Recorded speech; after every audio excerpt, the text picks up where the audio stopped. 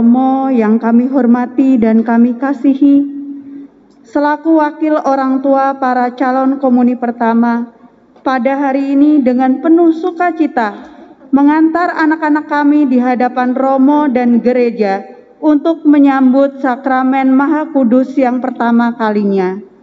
Mereka telah menerima sakramen baptis dan dibimbing oleh Bapak dan Ibu guru pendamping, serta kami sebagai orang tuanya tentang arti, makna sakramen Maha Kudus dan perayaan Ekaristi dalam hidup sebagai orang beriman.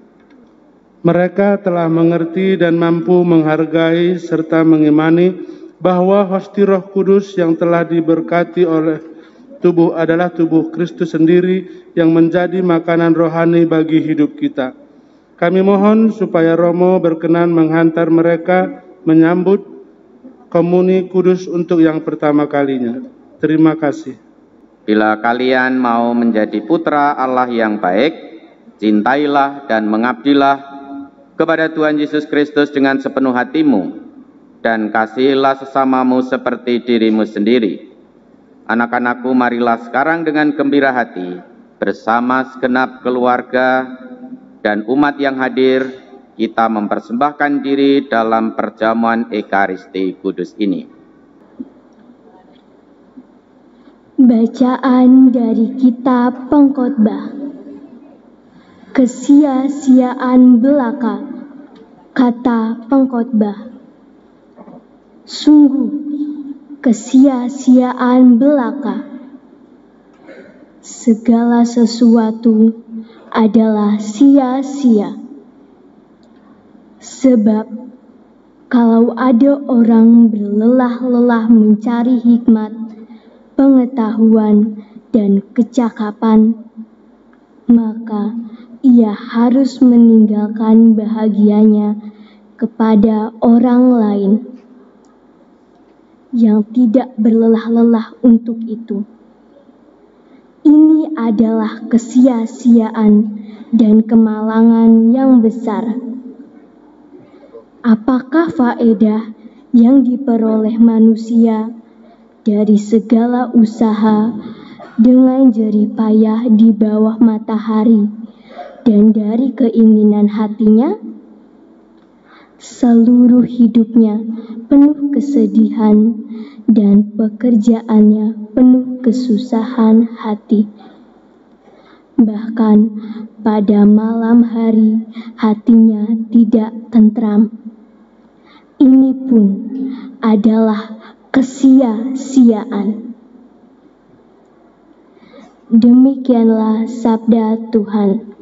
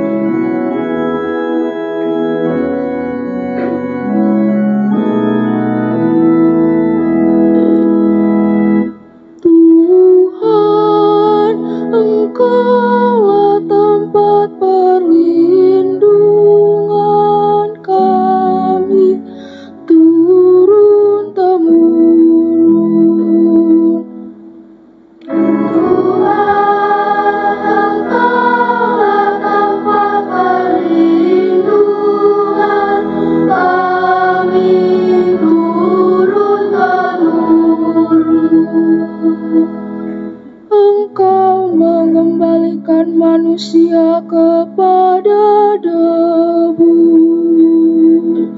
Hanya dengan berkata, kembalilah hai anak-anak manusia. Sebab di matamu 1000 tahun sama seperti hari kemarin, atau seperti satu giliran jaga di waktu malam. Tuhan, Engkaulah tempat perlindungan kami.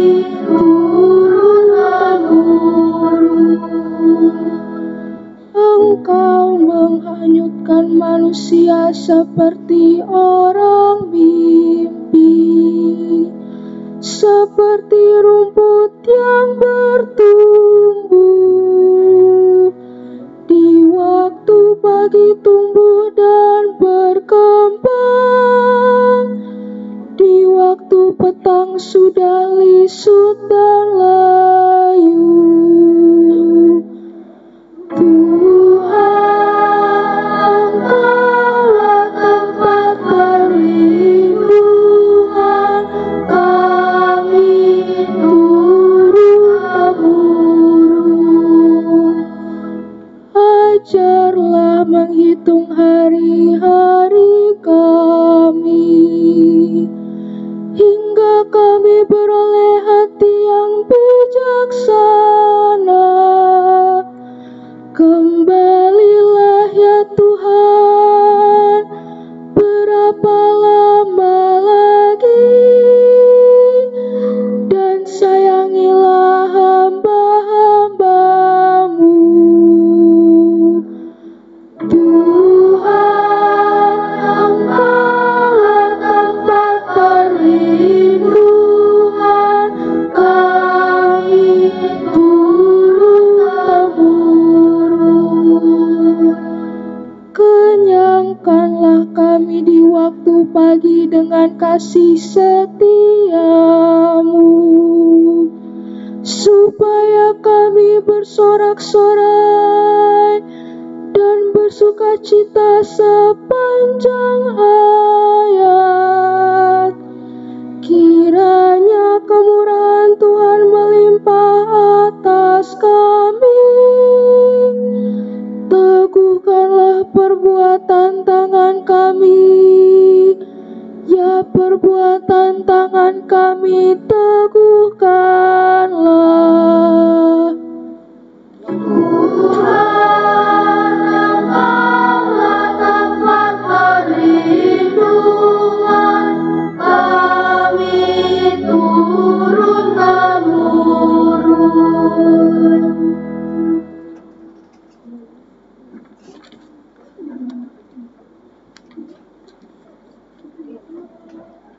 Bacaan dari surat Rasul Paulus kepada jemaat di Kolose. Saudara-saudara, kamu telah dibangkitkan bersama Kristus, maka carilah perkara yang di atas, di mana Kristus berada, duduk di sebelah kanan Allah. Pikirkanlah perkara yang di atas, bukan yang di bumi, sebab kamu telah mati, dan hidupmu tersembunyi bersama dengan Kristus dalam Allah. Kristuslah hidup kita. Apabila Dia menyatakan diri kelak, kamu pun akan menyatakan diri bersama dengan Dia dalam kemuliaan. Karena itu, matikanlah dalam dirimu segala yang duniawi, yaitu percabulan, kenajisan, hawa nafsu, nafsu jahat, dan juga keserakahan, yang sama dengan penyembahan berhala. Janganlah kamu saling mendustai lagi, karena kamu telah menanggalkan manusia lama beserta kelakuannya, dan telah mengenakan manusia baru yang terus-menerus diperbaharui untuk memperoleh pengetahuan yang benar menurut gambar penciptanya. Dan dalam keadaan yang baru ini, tiada lagi orang Yunani atau orang Yahudi, orang bersunat atau tak bersunat, orang barbar atau orang Skit, budak atau orang merdeka. Yang ada hanyalah Kristus di dalam semua orang. Demikianlah sabda Tuhan.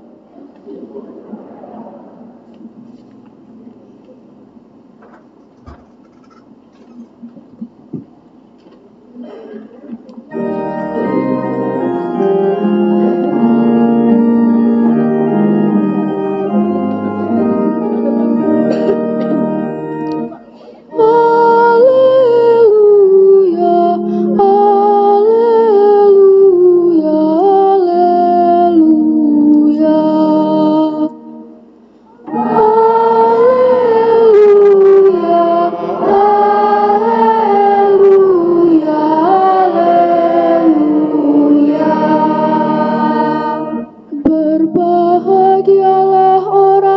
miskin di hadapan Allah, karena merekalah yang mempunyai kerajaan surga.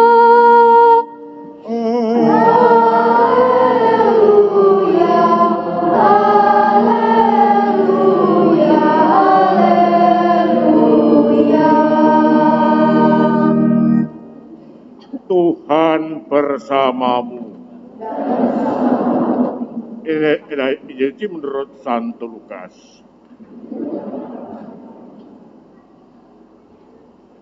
Ketika Yesus mengajar orang banyak,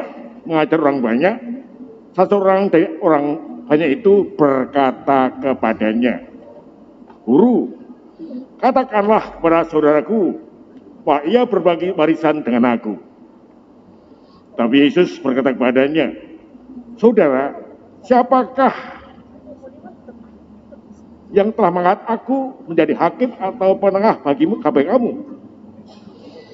Kata Yesus lagi pada orang banyak itu, "Berjaga-jagalah dan waspadalah terhadap segala ketamaan, sebab walaupun seorang berlimpah-limpah hartanya, hidupnya tidaklah tergantung pada kekayaan itu."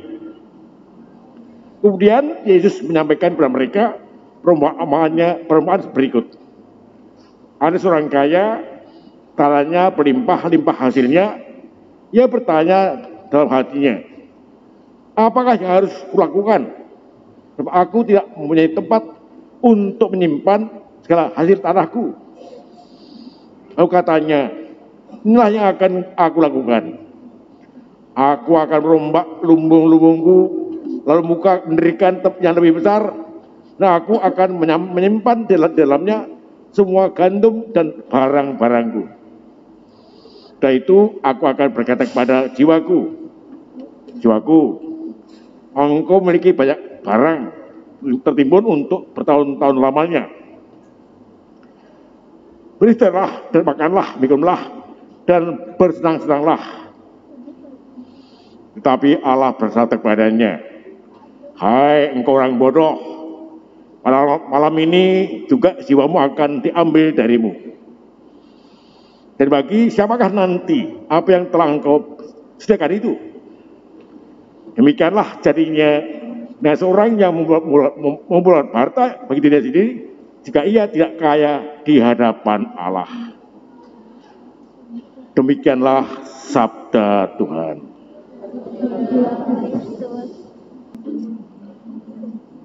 Ibu bapak, saudara-saudari, adik-adik, anak-anak yang terkasih, khususnya yang akan menerima komuni pertama, selamat sore semuanya. Sore hari ini sungguh luar biasa, kita bisa menemani khususnya adik-adik, anak-anak yang akan menerima komuni pertama. Dan tentu ini juga menjadi peristiwa yang istimewa untuk kita bersama. Maka kita akan memberi perenungan berhubungan dengan itu.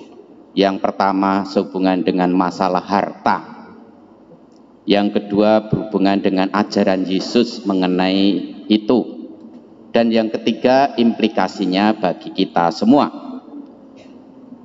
Ibu bapak saudara yang kasih, kalau kita lihat masalah harta benda, soal harta ini dari dulu sampai sekarang itu punya masalah. Kalau kita lihat pada akhir-akhir ini ada berita yang berhubungan dengan ACT ya, aksi cepat tanggap. Ternyata sudah mengumpulkan uang dari sumbangan donasi itu sampai 2 triliun. Berapa?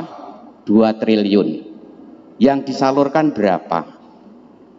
Yang untuk operasional saja sampai 450 miliar. Jadi untuk gaji para pengurusnya itu sampai 450 miliar. Jadi 22,5% hanya untuk pengurusnya.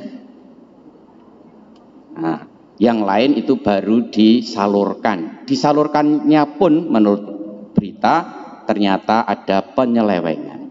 Lihat itu ada masalah berhubungan dengan harta benda. Nah, Sehubungan dengan itu, tentu ini menjadi tantangan sekaligus kesempatan bagi kita, apa yang diajarkan oleh Yesus. Pada waktu itu Yesus didatangi oleh orang untuk menjadi hakim bagi membagi warisan. Nah, pada zaman itu orang itu datang kepada orang yang dituakan, orang guru atau tuan untuk ikut membantu. Tetapi peraturan-peraturan yang ada di hukum Romawi itu tentu juga menjadi masalah karena itu berbeda.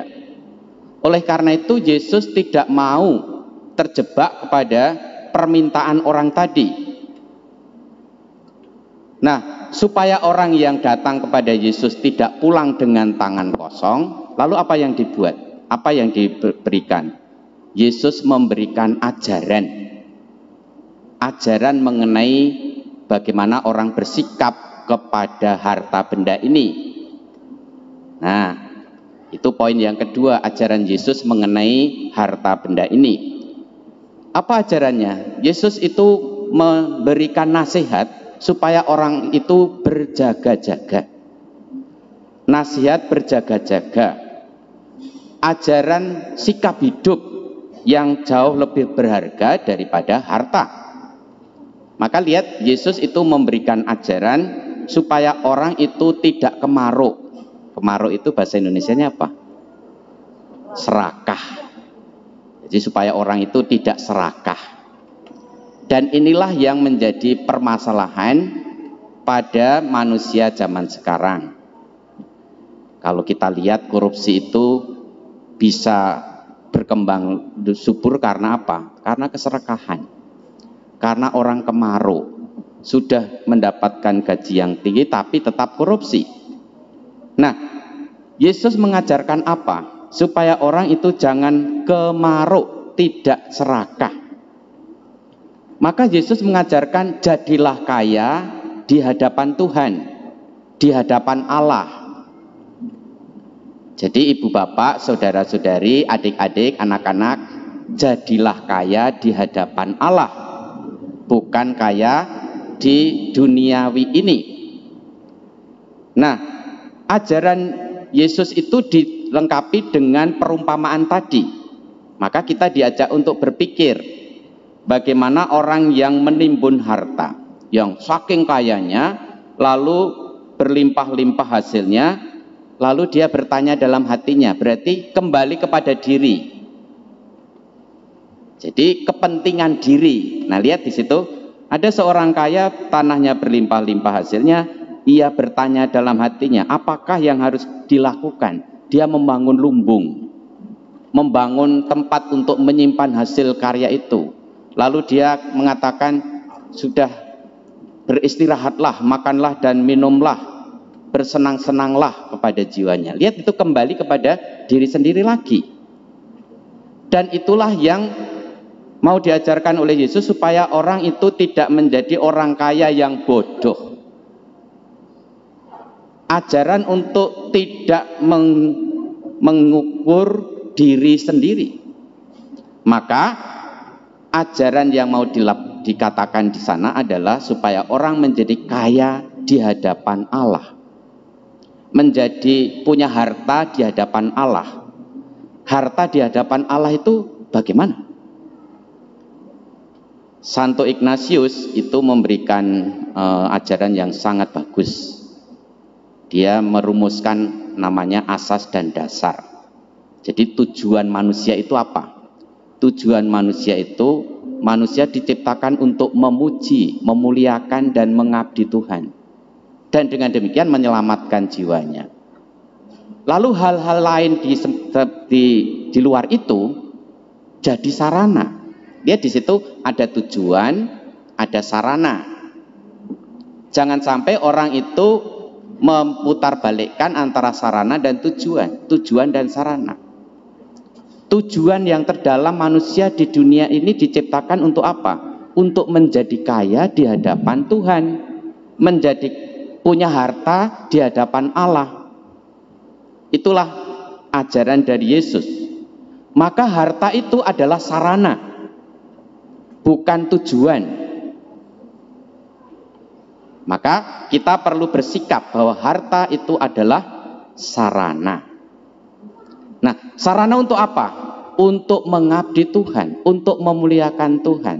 Itulah kaya di hadapan Allah. Oleh karena itu, harta dan milik itu jangan sampai mencelakakan diri kita sendiri. Nah, ini yang seringkali terjadi kan? Harta mencelakakan diri sendiri. Kadang-kadang orang itu terfokus dengan harta sehingga justru mencelakakan dirinya sendiri. Tidak mengukur kekuatan diri sendiri, bekerja sampai larut malam dan kemudian sakit. Ketika sakit lalu harus mengeluarkan uang. Ketika uang keluar malah justru membuat miskin. Nah, ini terjadi juga. Oleh karena itu bagaimana kita sekarang menjadi kaya di hadapan Tuhan? Itu poin yang ketiga, yaitu bagaimana kita menjadi kaya di hadapan Tuhan. Paulus dalam bacaan yang kedua tadi menegaskan apa? Supaya orang menjadi kaya di hadapan Tuhan itu, yaitu pikirkanlah perkara yang di atas, bukan yang di bumi. Maksudnya apa? Pikirkanlah perkara yang di surga, yang di atas, bukan di bumi. Itu bukan menyangkut tempat, tetapi orientasi hidup kita. Kita bisa bertanya, orientasi hidup kita itu kemana? Memilih harta surgawi atau harta duniawi? Tentu kita, ini tidak berarti bahwa kita tidak boleh mempunyai harta, boleh. Tetapi apa? Tetapi bagaimana orang punya sikap lepas bebas terhadap harta benda ini? Harta mestinya menjadi sarana untuk memuji dan memuliakan Tuhan dan untuk mengabdi Tuhan. Nah, pada sore hari ini adik-adik, anak-anak semua akan menerima komuni pertama. Nah, sudah dipersiapkan ya, dipersiapkan oleh orang tua, oleh para pembimbing. Intinya apa?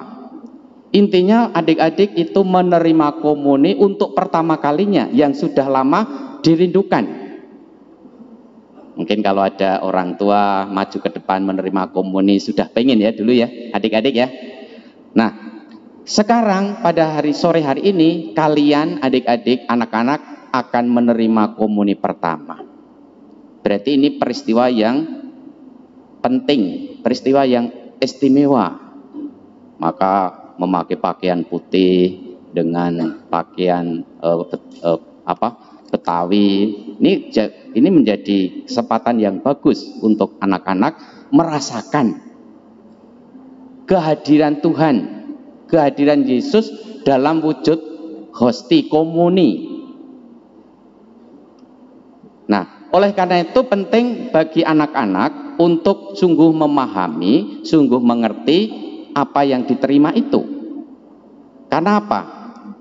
Coba nanti ketika kita mengikuti dalam doa syukur agung, ya adik-adik, ketika imam mengangkat hosti, itu sudah menjadi tubuh Kristus. Karena sudah dikonsekrir ya, menjadi tubuh Kristus. Apa yang adik-adik atau anak-anak doakan dalam hati? Apa? Nah, coba.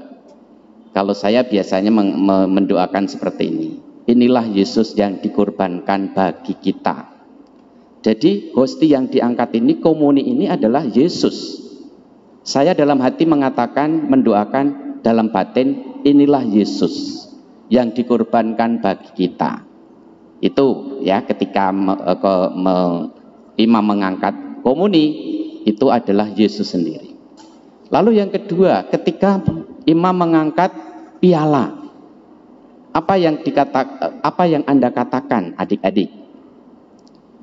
Adik-adik juga bisa mendoakan, inilah Yesus yang dikorbankan bagi kita. Itu Yesus. Dengan demikian, ketika kita menerima komuni, itu berarti kita menerima Yesus sendiri. dan menjadi bagian hidup kita. Menjadi bagian hidup kita. Memberi kekuatan bagi hidup kita. Adik-adik, anak-anak menerima tubuh Kristus sendiri. Nah, kalau menerima tubuh Kristus itu seringkali untuk pertama kali agak grogi. Maka nanti nggak usah grogi. Jadi adik-adik dari tempat duduk begini, ketika sudah di depan siap tangan kiri di atas tangan kanan ya. Kenapa kok tangan kiri yang di atas? Karena tangan kanan nanti akan mengambil itu lalu untuk dimakan. Oleh karena itu kadang-kadang ada yang sudah di depan Romo tapi masih begini. Nah, ketika Romo mau mengasih belum siap. Ini juga terjadi. Oleh karena itu tolong nanti jangan sampai terjadi. Ketika orang sudah sampai di depan Romo ya siap begini. Oleh karena itu sekali lagi adik-adik, anak-anak menerima komuni itu menerima tubuh Kristus sendiri. Berarti kita dikuatkan oleh Yesus sendiri. Yesus menjadi bagian hidup kita. Nah, adik-adik setiap hari makan nasi atau makan roti? Nasi, makan. Berarti dengan makan orang itu hidup. Itu makanan jasmani. Berarti kalau menerima tubuh Kristus kita menerima makanan rohani, yaitu tubuh Kristus, yang membuat kerohanian kita itu menjadi semakin kuat. Dan inilah sebetulnya menjadi kaya di hadapan Allah. Jadi adik-adik menjadi kaya di hadapan Allah dengan menerima tubuh Kristus. Kalau sudah menjadi kaya di hadapan Allah, berarti sikapnya seperti Yesus. Selalu berserah kepada Yesus. Oleh karena itu marilah kita mohon pada Tuhan supaya peristiwa ini menjadi peristiwa yang mengesan, menyentuh untuk adik-adik pertama kali menerima komuni, menerima tubuh Yesus sendiri. Amin. Saudara-saudari yang terkasih, marilah kita siapkan hati kita untuk bersama-sama memanjatkan doa permohonan kepada Allah Bapa atas penyelenggaraan ilahi yang telah kita alami sepanjang kehidupan kita. Teristimewa pada peristiwa penting dalam kehidupan rohani anak-anak kita saat ini, dengan penuh kerinduan berharap untuk dapat segera menyambut tubuh Kristus dan darah Kristus yang untuk pertama kalinya. Marilah kita berdoa. Ya Allah Bapa, Engkau telah menganugerahkan putra-Mu terkasih Tuhan kami Yesus Kristus sebagai jalan kebenaran dan hidup yang menjadi dasar dan pedoman kebahagiaan hidup dalam keluarga. Oleh sebab itu, perkenankanlah kami memanjatkan doa-doa permohonan kepadamu. Marilah kita berdoa bagi anak-anak kita yang untuk pertama kalinya menyambut sakramen Maha Kudus dalam perayaan Ekaristi ini.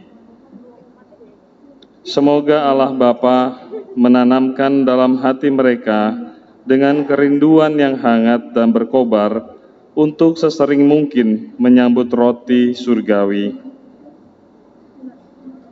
Marilah kita mohon, kabulkanlah doa kami ya Tuhan.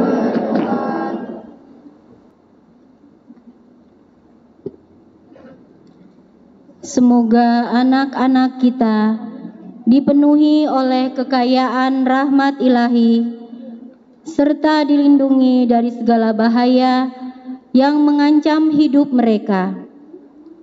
Terlebih lagi, semoga anak-anak kita menjadi pembawa cinta kasih dan kebaikan Allah di dunia ini. Marilah kita mohon, kabulkanlah doa kami ya Tuhan. Marilah berdoa bagi ayah, ibu, kakak dan adik, sahabat dan teman-teman, Semoga mendapat berkat dari Allah Bapa kita di surga, yang Maha Pengasih. Semoga Tuhan menganugerahkan pula rahmat-Nya kepada Romo kita tercinta, para Bapak dan Ibu guru pendamping yang telah membimbing kami selama ini. Marilah kita mohon. Kabulkanlah doa kami ya Tuhan.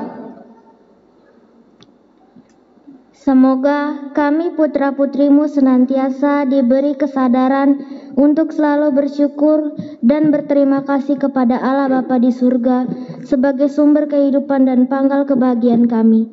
Semoga kami sebagai sahabat Yesus selalu berusaha menggembirakan siapapun saja yang kami jumpai. Marilah kita mohon. Kabulkanlah doa kami. Kami lambungkan syukur dan terima kasih kepadamu Bapa atas kepercayaan yang Engkau berikan kepada kami untuk ikut serta membimbing anak-anak ini. Semoga kami tetap setia mencintai tugas panggilan kami sebagai guru dengan penuh semangat rela berkorban, membantu perkembangan kepribadian anak-anak didik kami sesuai dengan kehendak-Mu. Marilah kita mohon.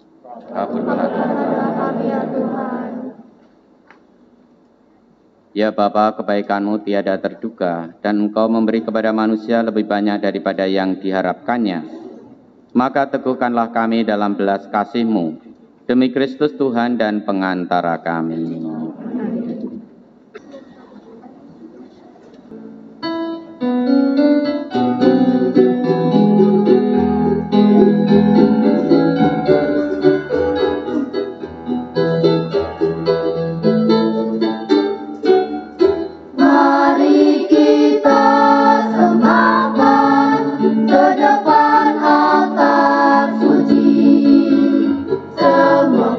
Bakti dan abdi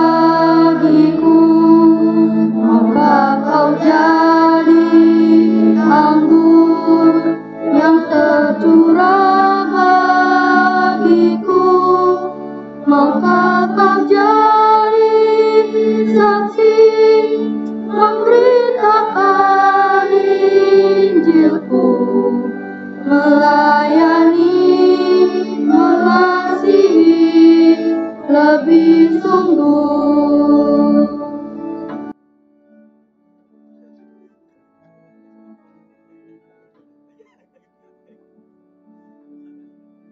Aku mau jadi roti yang terpecah bagimu. Aku mau jadi anggur yang tercurah bagimu. Aku mau jadi saksi memberitakan Injilmu, melayani, mengasihi lebih sungguh.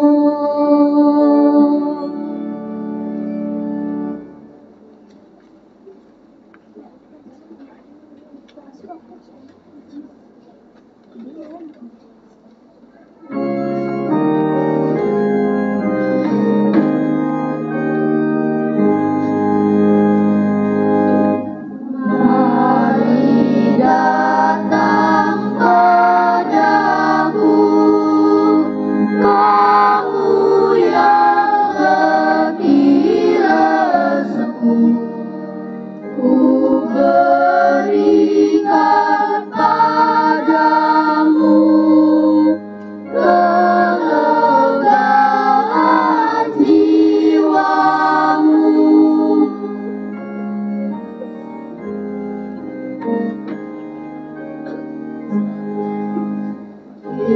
Ikulah dariku, padaku belajarlah, sabar dan lemah lembut, maka hatimu tenang.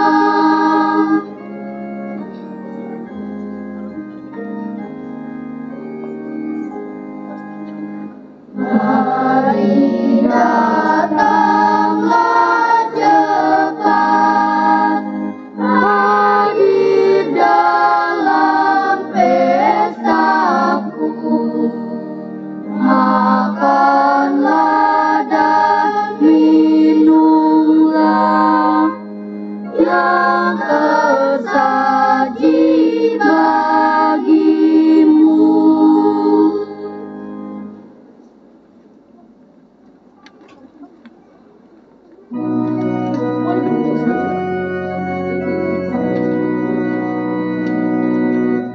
Aku rindu akan Tuhan dalam sakramen terkudus. Aku rindu menerima Yesus Allah manusia. Yesus, Yesus datanglah.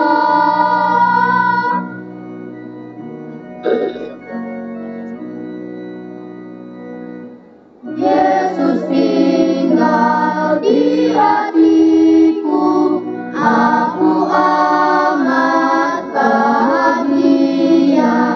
Yesus sungguh sahabatku, dalam suka dalam duka.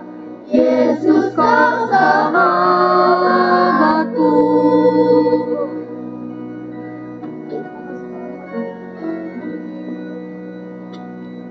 Salam tubuh yang mulia, salam darah yang berharga. Kau menghapus dosa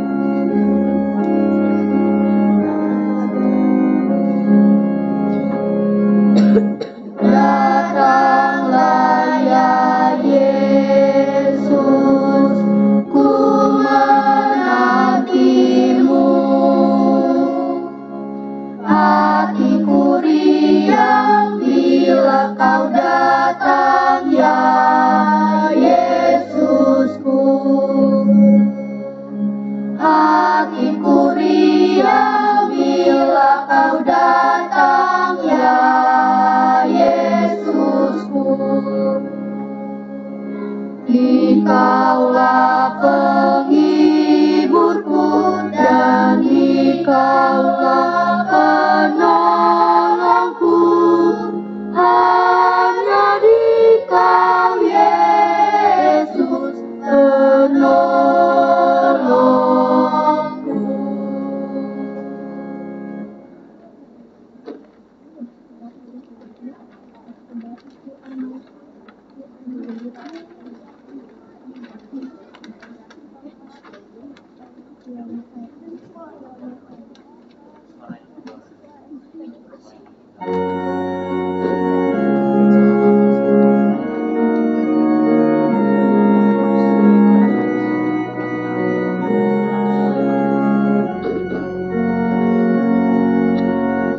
You are my strength when I am weak. You are the treasure that I seek. You are my all in all. Seeking you as a precious gem, Lord, to give up I be a fool. You are my all.